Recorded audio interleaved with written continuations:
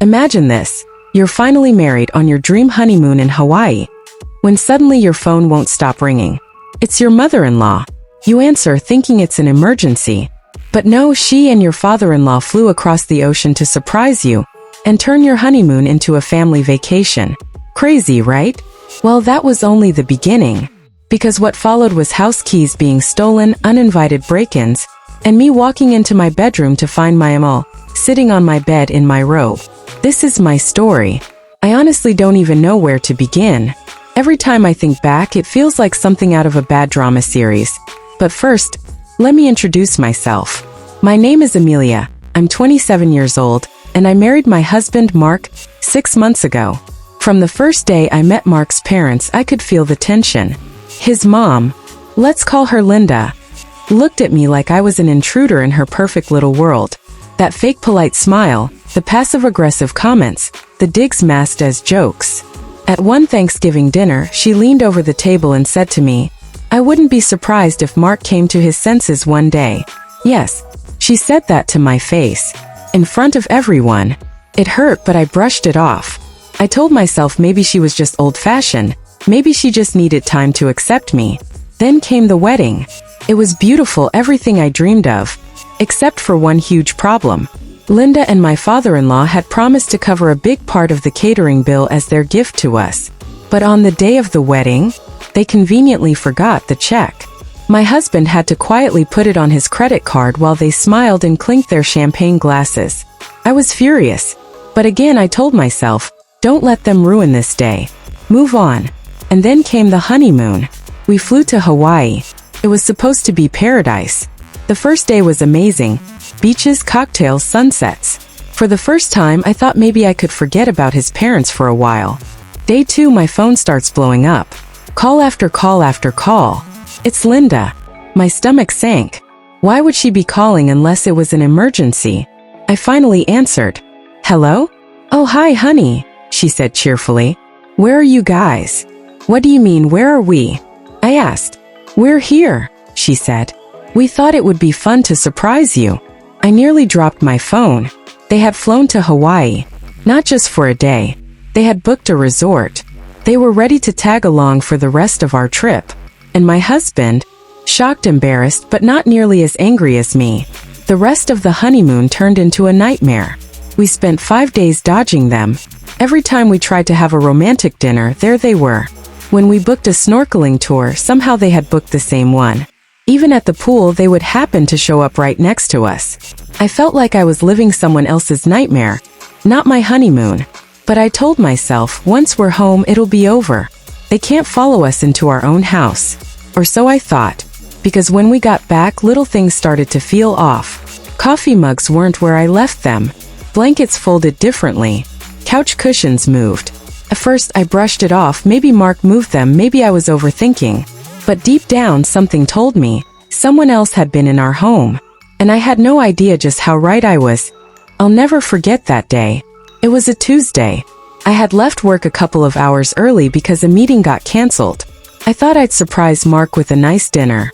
I opened the front door, set my bag down, and immediately felt something was off. The house wasn't quiet in that normal peaceful way. No, it was too quiet. Like the silence after you know someone's been walking around but suddenly froze. Then I heard it. The faint creak of a floorboard upstairs. My heart dropped into my stomach. We live in a quiet neighborhood. Break-ins are rare. But that was the first thought that ran through my head. Someone's in the house. I grabbed the heaviest thing within reach. A decorative vase from the hallway table. Not exactly a weapon, but it gave me courage. Step by step, I crept up the stairs, every nerve on edge. The sound was coming from our bedroom. I pushed the door open slowly. And there, sitting casually on my bed like she owned the place, was my mother-in-law, Linda. She was wearing my robe. My fluffy white bathrobe tied neatly around her waist. She had her legs crossed, phone in hand, scrolling like she was in her own living room. I froze. For a second, my brain couldn't process what I was seeing. Linda? What are you doing here? She looked up at me, completely calm, as if I was the one intruding. Oh, honey, she said sweetly. You're home early. I was just waiting for you. I thought I'd surprise you by cleaning up a little. She gestured vaguely around the room. Not a single thing was cleaned. My dresser drawers were slightly open, jewelry box lid tilted, my closet door cracked. She wasn't cleaning, she was snooping. "And your bed," she added with a smile, patting the blanket, "is so comfy. I just had to try it." I was speechless. My body was shaking with anger. "Linda, you need to leave. Right now." Her face dropped like I had just insulted her. "Oh, come on, don't be dramatic. I have a key. This is basically my second home." Second home. I demanded to know how she even had a key. That's when she casually admitted it. Back when we were on our honeymoon, we had left a spare key with Mark's sister so she could water the plants. At some point, my in-laws borrowed that key and made a copy. So for months they had free access to our house. And from the little things I'd noticed, the mugs, the blankets, it was obvious they had been letting themselves in whenever they pleased. I told her again, louder this time, to leave. She huffed, muttered something about me being ungrateful, and finally stomped out the door. When Mark got home, I unloaded everything on him. How his mom was in our bedroom in my robe, sitting on our bed like it was hers, how she admitted to copying the key.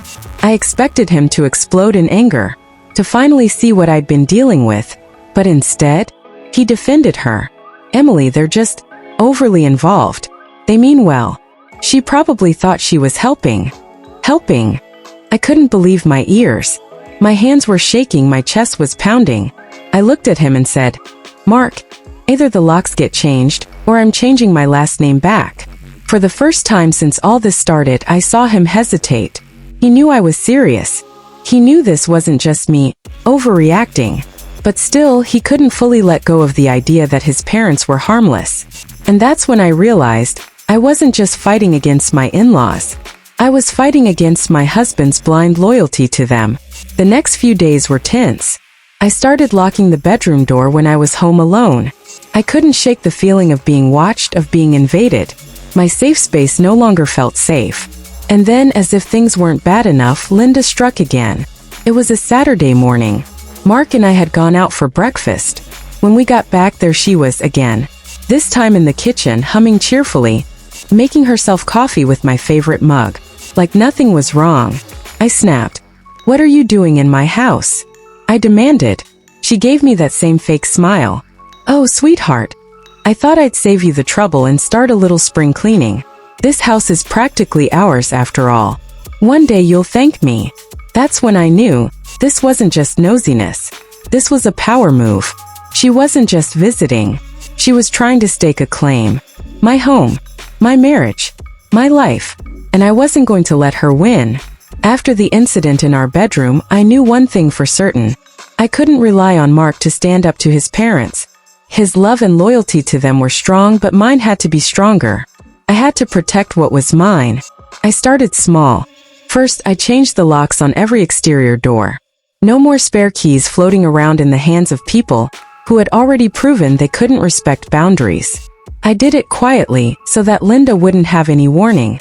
Next, I set up cameras inside the common areas, not in the bedrooms of course, but in the living room, kitchen, and hallway. Just enough to make sure I could catch any future visits on camera without confrontation. The next time Linda tried to waltz in, she was caught instantly. I had the footage ready, and this time Mark finally saw it. I played the video for him. Linda letting herself into our house while we were out, casually moving our belongings, drinking our coffee, sitting on my bed. His expression changed. He looked horrified, finally understanding the depth of her entitlement. That night, we had a serious conversation. I told him, calmly but firmly, "Mark, this isn't about being mean to your parents. This is about boundaries. You need to understand that if this continues, it's going to destroy our marriage." He nodded. He understood. The next morning, we invited Linda and her husband over under the pretense of a family brunch. I made sure Mark was on my side this time. As they walked in, I smiled politely. "Linda, thanks for coming. I think it's time we talk about boundaries." She tilted her head, feigning innocence. "Boundaries? Oh honey, I'm just trying to help." I showed her the locks, the cameras, the video footage. Her jaw dropped. She went from smug and confident to wide-eyed and speechless. I continued, "You're no longer allowed to enter our home without permission. This isn't optional. It's a rule. And Mark agrees. Mark stepped forward firm this time. Mom, what you've done is not acceptable. It stops now. Linda sputtered, trying to come up with excuses, but I didn't let her. I calmly reiterated, you've violated our trust repeatedly. We have every right to protect our home. If you ever try this again, there will be consequences. She finally left that day, humiliated but aware that we meant business. After that confrontation, life slowly returned to normal. The tension in our marriage eased, and Mark finally started seeing the reality of his parents' behavior. We spent the next few months rebuilding trust and setting clear boundaries. I even made a little joke with him one night. You know, I think our first true test as a married couple was defending our bed from your mom. He laughed, finally admitting, yeah, you were right all along. As for Linda, she never crossed the line again. She continued to attend family events, but the idea of sneaking into our house or interfering with our lives, gone. And me? I felt empowered. I had stood my ground. I had protected my home, my marriage, and myself. I realized that sometimes, love isn't just about patience. It's about having the courage to fight for what's right. So if you're watching this and you're dealing with overbearing family members, here's my advice. Set boundaries early, protect your home, and don't be afraid to stand up for yourself. Sometimes the people closest to you will test you, but how you respond defines the strength of your marriage and your peace of mind. Thanks so much for watching my story.